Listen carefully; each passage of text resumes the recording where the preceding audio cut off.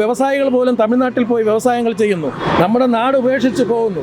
ഒരു ബാങ്കുകളും തന്നെ നാളിതുവരെയും ഗവൺമെൻറ് ജിയോ നേരാമണ്ണം നടപ്പിലാക്കിയിട്ടില്ല.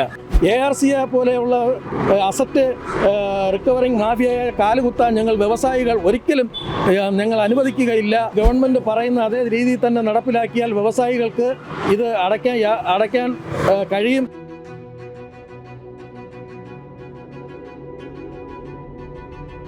നമസ്കാരം. കേരളത്തിലുള്ള മിക്ക കശുവണ്ടി ഫാക്ടറികളും ഇപ്പോൾ അടച്ചുപൂട്ടിയ നിലയിലാണുള്ളത്. ഈ കശുവണ്ടി ഫാക്ടറി തൊഴിലാളികളും അതുകൂടാതെ വ്യവസായികളും ഒരേ സ്വരത്തിൽ ചോദിക്കുന്ന ഒരു ചോദ്യം എന്ന് പറയുന്നത്, ഞങ്ങൾ മറ്റ് സംസ്ഥാനങ്ങളിൽ പോയി തൊഴിൽ ചെയ്യണോ അല്ലെങ്കിൽ വ്യവസായങ്ങൾ ചെയ്യണോ എന്ന ചോദ്യമാണ് ഇവർ ഉയർത്തുന്നത്. എന്തായാലും ഇക്കഴിഞ്ഞ ദിവസം കശുവണ്ടി വ്യവസായികളുടെ നിരവധി ആവശ്യങ്ങൾ ഉന്നയിച്ചുകൊണ്ടുള്ള സമരം മറുനാടൻ റിപ്പോർട്ട് ചെയ്തിരുന്നു. ഇതിന് പിന്നാലെ കാനറ ബാങ്ക് ചില നിർദ്ദേശങ്ങൾ മുന്നോട്ട് വെക്കുകയും അവരുടെ തീരുമാനങ്ങളിൽ ചില അയവ് വരുത്തുകയും ചെയ്തിരിക്കുകയാണ്. ഇതുമായി ബന്ധപ്പെട്ടിപ്പോൾ കശുവണ്ടി വ്യവസായികൾ തന്നെ ഇപ്പോൾ മറുനാടനോട് പ്രതികരിക്കുകയാണ്. അതുകൂടാതെ നിരവധി ആവശ്യങ്ങളാണ് വരും ദിവസങ്ങളിലും അവർ മുന്നോട്ട് വയ്ക്കുന്നത്. എന്തായാലും സർക്കാർ ജിയോ ഉടനടി ബാങ്കുകൾ നടപ്പിലാക്കുക എന്നിങ്ങനെയുള്ള നിരവധി ആവശ്യങ്ങൾ ഇവർ ഉന്നയിക്കുന്നു. നിരവധി ബാങ്കുകളും ഇത്തരത്തിലുള്ള കൂടുതൽ നടപടികളുമായി അവരെ സഹായിച്ചുകൊണ്ട്, വ്യവസായികളെ സഹായിച്ചുകൊണ്ട് മുന്നോട്ട് വരേണ്ട സാഹചര്യമുണ്ട്. ഈ ബാങ്കുകളുടെ നിലപാടിൽ എന്തെങ്കിലും മാറ്റം നിലവിൽ വന്നിട്ടുണ്ടോ? ബാങ്കുകളുടെ നിലപാടിൽ മാറ്റങ്ങൾ വന്നിട്ടുണ്ട്. പ്രത്യേകിച്ച് SLBC ബാങ്ക് കൂടിയായ കാനറ ബാങ്കിൻ്റെ ഭാഗത്തു നിന്നും നമുക്ക് ഏതാനും നിർദ്ദേശങ്ങൾ കിട്ടിയിട്ടുണ്ട്. അത് നമുക്ക് വാക്കാലാണ് നിർദ്ദേശങ്ങൾ കിട്ടിയിരിക്കുന്നത്. ഇപ്പോൾ ഈ നമ്മുടെ സമരം, റിലേ സമരം 21ാമത്തെ ദിവസമാണെന്ന്. ഇതിനിടയിൽ മുഖ്യമന്ത്രി 13-ാം തീയതി ബാങ്കുകളുടെയും SLBCയുടെയും ഒരു യോഗം വിളിച്ചു കൂട്ടുകയുണ്ടായി. ആ യോഗത്തിൽ ഒരു 10ഓളം നിർദ്ദേശങ്ങൾ നമ്മുടെ ഗവൺമെൻറ്റിൻ്റെ ഭാഗത്തു നിന്നും വയ്ക്കുകയുണ്ടായി. ഇതിൽ SLBCയുടെയും ബാങ്കുകളുടെയും അഭിപ്രായങ്ങൾ ചോദിക്കാനായി മുഖ്യമന്ത്രി നിർദ്ദേശത്തിനായിട്ട് ഈ 10 നിർദ്ദേശങ്ങൾ വിടുകയും, അപ്പോൾ അതിന് മറുപടി എന്നോണം ഇനി ഒരു 28-ാം തീയതി ഒരു ബാങ്കുകളുടെ SLBCയുടെ ഒരു യോഗം കൂടി കൂടുകയും എല്ലാ ബാങ്കുകളും കൂടി ഒന്നായി ഒരു തീരുമാനവും കൂട്ടായി ഈ ഗവൺമെൻറ് ജിയോയ്ക്ക് അനുകൂലമായ ഒരു തീരുമാനം എടുക്കുമെന്നാണ് വ്യവസായികൾ പ്രതീക്ഷിക്കുന്നത്. കാനറ ബാങ്കിൻ്റെ ഭാഗത്തു നിന്ന് ഇതെല്ലാം വാക്കാൽ പറഞ്ഞിട്ടുണ്ട്. നമുക്ക് രേഖാമൂലം ഒരു മെസ്സേജ് നമുക്ക് കിട്ടിയിട്ടില്ല. അതുപോലെ തന്നെ ഗവൺമെൻറ്റും SLBCയുമായി കൂടിയ യോഗത്തിൻ്റെ മിനിറ്റ്സും നമുക്കിതുവരെ കിട്ടിയിട്ടില്ല. ഇന്നേക്ക് നമ്മുടെ സമരം തുടങ്ങി 21 ദിവസം പിന്നിട്ടിരിക്കുകയാണ്. അപ്പം നമുക്ക് വ്യവസായികൾക്ക് കാര്യമായ അതിൽ നിന്നുള്ള ഉറപ്പ് കിട്ടിക്കഴിഞ്ഞാൽ നമ്മൾ വ്യവസായികൾ സമരം പിൻവലിക്കാൻ തയ്യാറാണ്. ഈ കാനറ ബാങ്കിൻ്റെ നിർദ്ദേശങ്ങൾ എന്തൊക്കെയാണ്, എന്തെങ്കിലും അറിയാമോ? കാനറ ബാങ്കിൻ്റെ നിർദ്ദേശം നമുക്ക് രേഖാമൂലം ഒന്നും കിട്ടിയിട്ടില്ല. ഇപ്പോൾ ഗവൺമെൻറ് സാധാരണ ഒരു ജിയോ ഇറക്കുന്നത് 1 വർഷത്തേക്കാണ്. അപ്പം ഒരു ബാങ്കുകളും തന്നെ നാളിതുവരെയും ഗവൺമെൻറ് ജിയോ നേരാമണ്ണം നടപ്പിലാക്കിയിട്ടില്ല.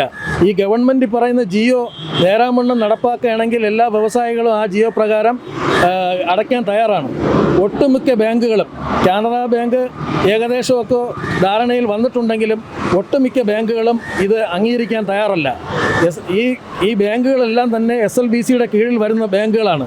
പ്രധാനമായിട്ടും State Bank of India, Karur Vysya Bank, Union Bank, UCO Bank, Bank of Baroda, Union Bank, City Union Bank, Catholic Syrian Bank, Federal Bank, Punjab National Bank, Bank of Baroda, അങ്ങനെ എല്ലാ ബാങ്കുകളും HDFC, ICICI അങ്ങനെ തുടങ്ങി എല്ലാ ബാങ്കുകളും തന്നെ ഈ ഒരു നിർദ്ദേശം ഇതുവരെ അംഗീകരിച്ചിട്ടില്ല.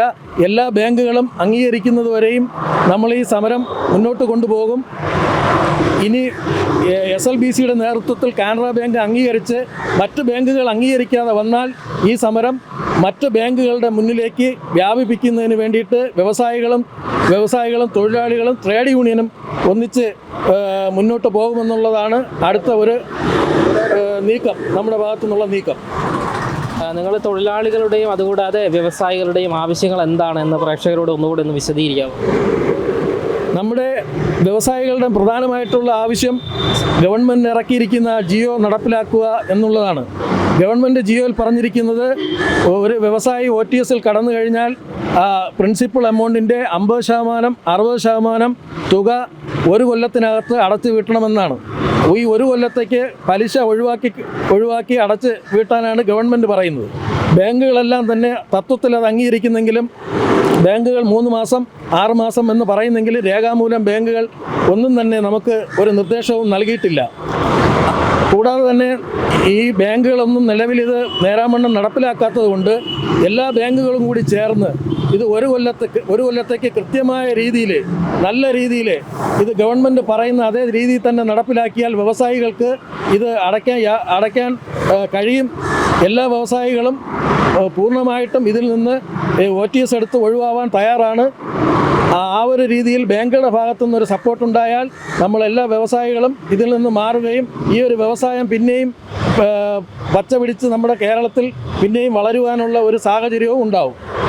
ഈ കേരളത്തിലുള്ള എല്ലാ കശുവണ്ടി തൊഴിലാളികളും വ്യവസായികളും സംയുക്തമായാണോ ഈ ഒരു നിങ്ങളുടെ ഈ സമരം നടത്തുന്നത്? കേരളത്തിലുള്ള എല്ലാ വ്യവസായ സംഘടനകളും സംയുക്തമായാണ് ഈ സമരം നടത്തുന്നത്. നമ്മുടെ ഇന്ന് കേരളത്തിൽ നടന്നു വരുന്ന എല്ലാ സമരങ്ങളിലും വ്യവസായികളും തൊഴിലാളികളും ഒന്നിച്ചാണ് സമരം ചെയ്യുന്നത്. അതുപോലെ തന്നെ നമുക്ക് പറയാനുള്ളത് ബാങ്കുകളുടെ കൺസോർഷ്യമാണ് SLBC. ഒരു റിസർവ് ബാങ്കിൻ്റെയും മറ്റ് ബാങ്കിൻ്റെയും അവരുടെ ഒരു കാഴ്ചപ്പാടിൽ പറയുകയാണെങ്കിൽ, റിസർവ് ബാങ്കിൻ്റെ കാഴ്ചപ്പാടിൽ പറയുകയാണെങ്കിൽ SLBC എന്ന് പറയുന്നത് ഒരു മിനി റിസർവ് ബാങ്കാണ്. കാര്യം എല്ലാ സ്റ്റേറ്റുകൾക്കും സ്റ്റേറ്റ് ലെവൽസ് കമ്മിറ്റി നിലവിലുണ്ട്. അതുപോലെ തന്നെ ഈ കമ്മിറ്റിയുടെ കസ്റ്റോഡിയൻ എന്ന് പറയുന്നത് മുഖ്യമന്ത്രിയാണ്. ഈ എല്ലാ ബാങ്കുകളുടെയും കൺസോർഷ്യമാണ് SLBC എന്ന് പറയുന്നത്. SLBC പറയുന്ന നിർദ്ദേശങ്ങൾ മറ്റ് ബാങ്കുകൾ അംഗീകരിക്കാതെ വരുന്നത് വളരെ നിർഭാഗ്യകരമാണ്. കാരണം സർക്കാരിൻ്റെയും എല്ലാവിധ സ്ഥാപനങ്ങളുടെയും സർക്കാരിൻ്റെ വിവിധ ഡിപ്പാർട്ട്മെൻറ്റുകൾ, വിദ്യാഭ്യാസ സ്ഥാപനങ്ങൾ, യൂണിവേഴ്സിറ്റികൾ എന്നു വേണ്ട സർക്കാരിൻ്റെ എല്ലാ സ്ഥാപനങ്ങളുടെയും ഫണ്ടുകൾ മിക്ക ബാങ്കുകളിലുമാണ് നിക്ഷേപിക്കുന്നത്. ഈ എല്ലാ ബാങ്കുകളിലും നിക്ഷേപമുണ്ട്. ഇതിന് 1%, 2% പലിശ ഇല്ലാതെയാണ് ഇത്രയും ഗവൺമെൻറ് ഫണ്ടുകൾ ബാങ്കിൽ കിടക്കുന്നത്. അങ്ങനെ അത്രയും ഫണ്ടുകൾ ബാങ്കിൽ കിടക്കുമ്പോൾ പോലും ഗവൺമെൻറ് പറയുന്ന നിർദ്ദേശങ്ങൾ ബാങ്കുകൾ അംഗീകരിക്കില്ല എന്ന് പറയുന്നത് ബാങ്കുകളുടെ നിഷേധാത്മക നിലപാടാണ്. ഇങ്ങനെ ഒരു നിലപാടിലേക്ക് ബാങ്കുകൾ പോകുകയാണെങ്കിൽ, സമരം മുന്നോട്ട് പോവുകയാണെങ്കിൽ കക്ഷിഭേദമന്യേ CITU, AITUC, INTUC, UTUC, BMS എന്നീ ട്രേഡ് യൂണിയൻ സംഘടനകൾ ഈ ഒരു സമരത്തെ ഏറ്റെടുക്കാൻ തയ്യാറായി, കക്ഷിഭേദമന്യേ ഏറ്റെടുക്കാൻ തയ്യാറായിട്ടുണ്ട്. ആ ഒരു രീതിയിലേക്ക് സമരം നമ്മൾ കടുപ്പിക്കാനോ മുന്നോട്ട് കൊണ്ടുപോകാനോ ഞങ്ങൾക്ക് താല്പര്യമില്ല. ഞങ്ങൾ വ്യവസായികൾ പറയുന്ന ഒരേ ഒരു ആവശ്യം, ഗവൺമെൻറ് ജിയോ പ്രകാരം നേരാമണ്ണം എല്ലാ ബാങ്കുകളും അംഗീകരിക്കുക. ഒരു ബാങ്ക് പോലും ഇതിൽ നിന്ന് മാറി നിൽക്കാൻ, SLBCയിൽ മെമ്പർഷിപ്പുള്ള ഒരു ബാങ്ക് പോലും മാറി നിൽക്കാൻ ഞങ്ങൾ അനുവദിക്കില്ല. എല്ലാ ബാങ്കുകളും ചേർന്ന് ഇത് നടപ്പിലാക്കി ഒരു കൊല്ലം കൊണ്ട് ഈ പറയുന്ന രീതിയിൽ OTS നടപ്പിലാക്കി കിട്ടണമെന്നാണ് നമ്മുടെ അഭിപ്രായം. വ്യവസായികളുടെ നിർദ്ദേശങ്ങൾക്ക് വിരുദ്ധമായി ARCക്ക് 30%, 20% കൊടുക്കാനാണ് ബാങ്കുകൾക്ക് താല്പര്യം. ഇതിൻ്റെ പിന്നിൽ ബാങ്കുകളുടെ നിക്ഷിപ്ത താല്പര്യം എന്താണെന്ന് ഞങ്ങൾക്കറിയില്ല. ARCയെ പോലെയുള്ള അസറ്റ് റിക്കവറിംഗ് മാഫിയയെ കാലുകുത്താൻ ഞങ്ങൾ വ്യവസായികൾ ഒരിക്കലും ഞങ്ങൾ അനുവദിക്കുകയില്ല എന്നുകൂടി ഞങ്ങൾ ഓർമ്മപ്പെടുത്തുകയാണ്.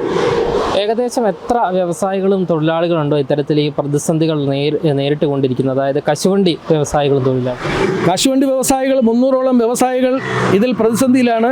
ഈ 300ഓളം വ്യവസായികൾക്ക് ഏതാണ്ട് 900ഓളം കശുവണ്ടി യൂണിറ്റുകളുണ്ട്. ഇത്രയും കശുവണ്ടി യൂണിറ്റുകൾ ഇപ്പോൾ അടഞ്ഞു കിടക്കുകയാണ്. ഏതാനും ഫാക്ടറികൾ മാത്രമാണ് ഇപ്പോൾ പ്രവർത്തിക്കുന്നത്.